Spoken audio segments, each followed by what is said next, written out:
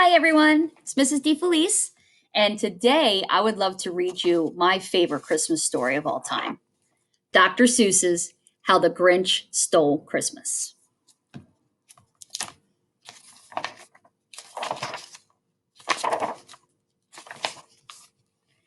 Every Who down in Whoville liked Christmas a lot, but the Grinch, who lived just north of Whoville, did not. The Grinch hated Christmas, the whole Christmas season. Now, please don't ask why, because no one quite knows the reason.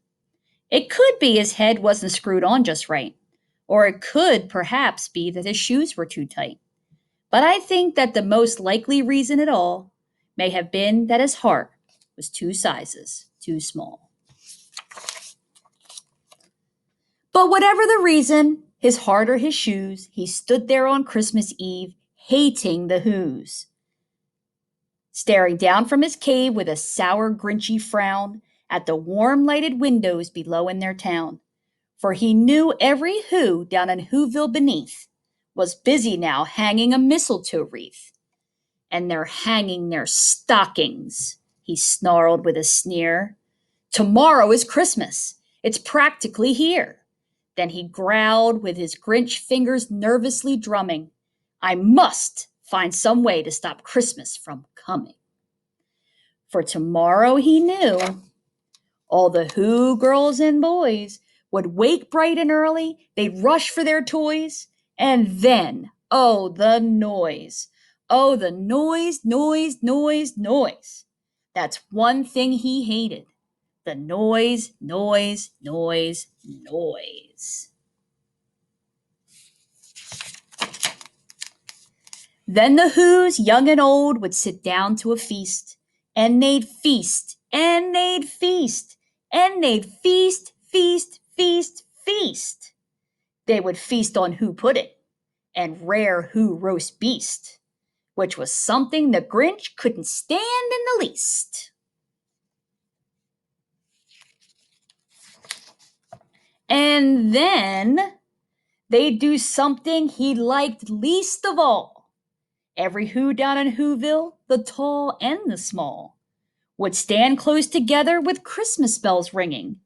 They'd stand hand in hand, and the Who's would start singing.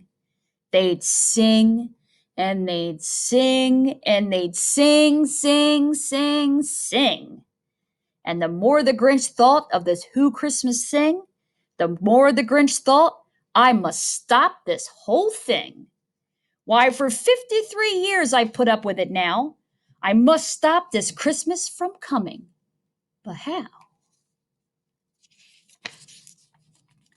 Then he got an idea. An awful idea. The Grinch got a wonderful, awful idea. I know just what to do, the Grinch laughed in his throat. And he made a quick Santa Claus hat and a coat.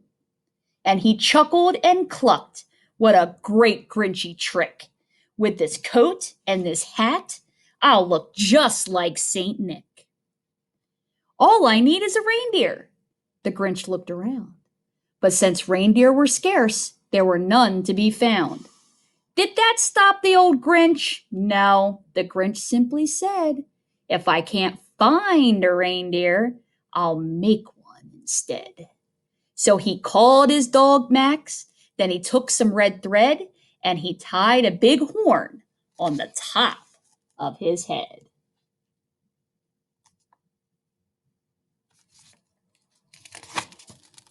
Then he loaded some bags and some old empty sacks on a ramshackle sleigh, and he hitched up old Max. Then the Grinch said, Giddy up! And the sleigh started down toward the homes where the Who's lay a snooze in their town. All the windows were dark, quiet snow filled the air. All the Who's were all dreaming sweet dreams without care.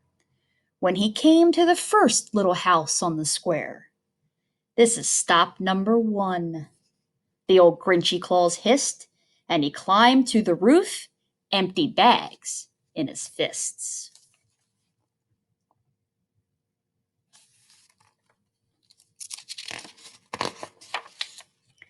Then he slid down the chimney, a rather tight pinch.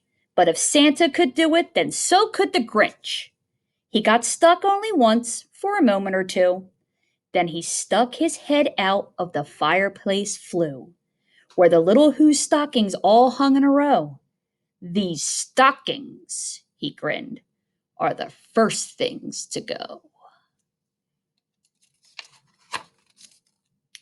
Then he slithered and slunk, with a smile most unpleasant, around the whole room, and he took every present.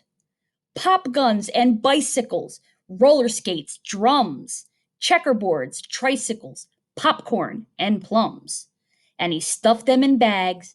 Then the Grinch very nimbly stuffed all the bags one by one up the chimbley.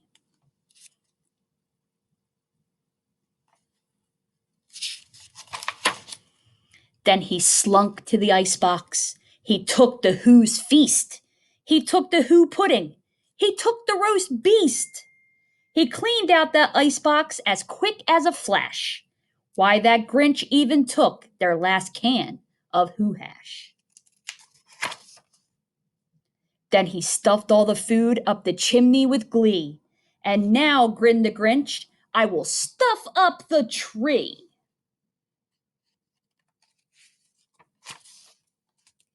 And the Grinch grabbed the tree and he started to shove when he heard a small sound like the coo of a dove.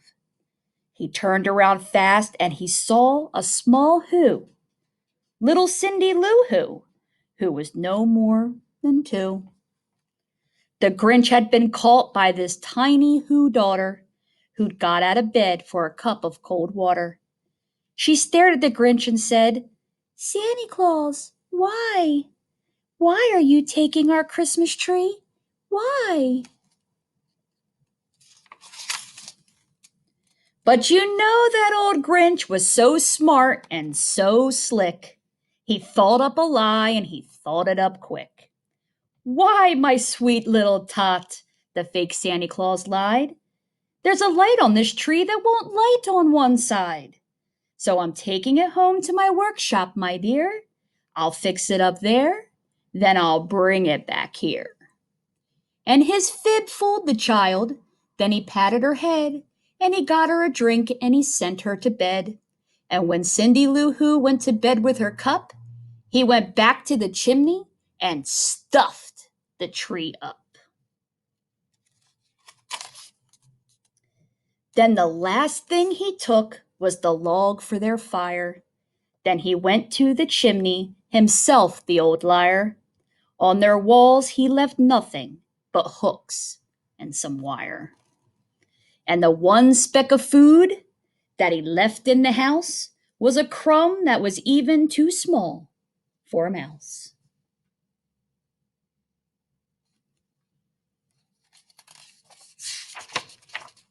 Then he did the same thing to the other Who's houses, leaving crumbs much too small for the other Who's mouses.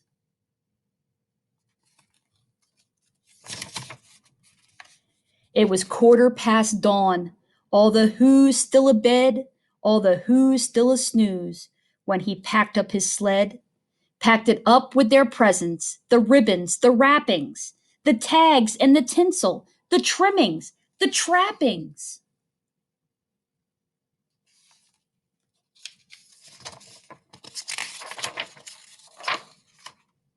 3,000 feet up the side of Mount Crumpet, he rode with his load to the tip-top to dump it. Pooh-pooh to the Who's, he was grinchiously humming. They're finding out now that no Christmas is coming. They're just waking up. I know just what they'll do. Their mouths will hang open a minute or two. Then the Who's down in Whoville will all cry, boo-hoo.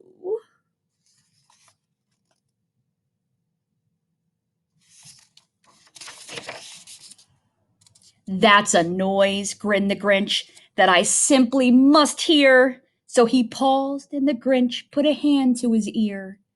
And he did hear a sound rising over the snow. It started in low, then it started to grow.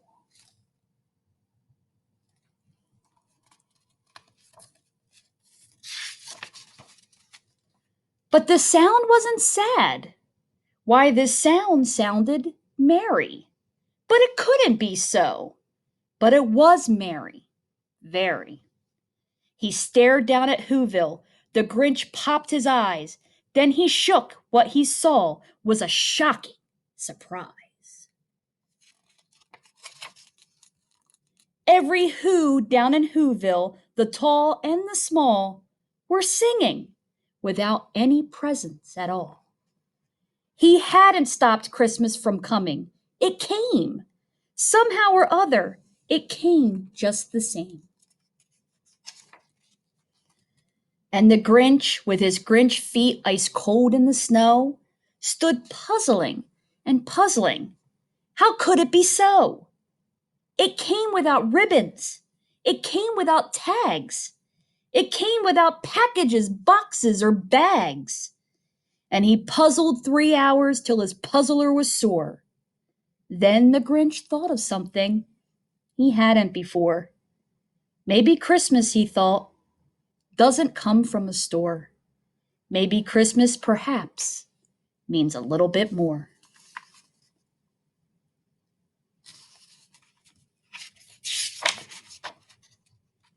And what happened then? Well, in Whoville they say that the Grinch's small heart grew 3 sizes that day. And the minute his heart didn't feel quite so tight, he whizzed with his load through the bright morning light. And he brought back the toys and the food for the feast.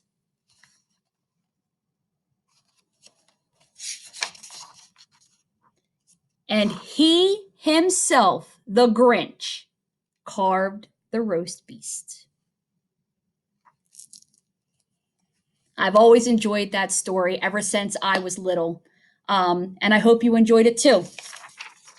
Merry Christmas from me and the Grinch.